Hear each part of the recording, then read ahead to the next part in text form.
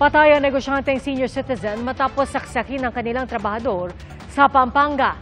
Ang ginamit na panaksak, karayom. Saksi, si Emil Sumangil, exclusive.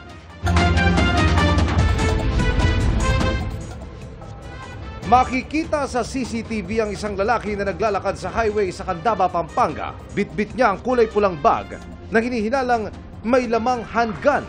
Pati ang nasa 60,000 pesos na tinangay raw mula sa kanyang among babae na natagpo ang patay sa opisina ng kanilang warehouse.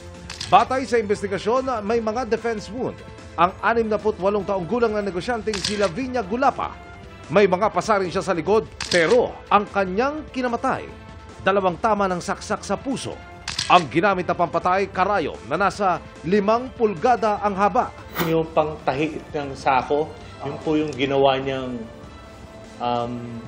sandata. Suspect sa krimen ang pahinanti nilang si Jerome Santiago na nakuna ng CCTV matapos isagawa ang krimen. Ayon sa anak ng biktima, nagalit ang suspect nang hindi pabalihin ng kanyang ina. Ang nababalitaan ko po, nangangailangan siya ng pera.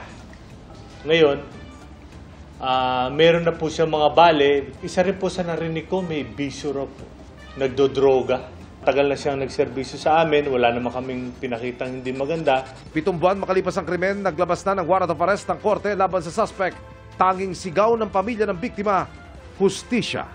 Gusto ko po sana makulong yung tao at pagdusahan niyo po yung mga ginawa niyang pagpatay sa mother ko po. Sa lahat po ng pwedeng maaring makapagturo doon sa tao, magbibigay po kami ng pabuya halagang 300,000. Para sa GMA Integrated News, Emil Sumangil, ang inyong saksi. Mga kapuso, maging una sa saksi.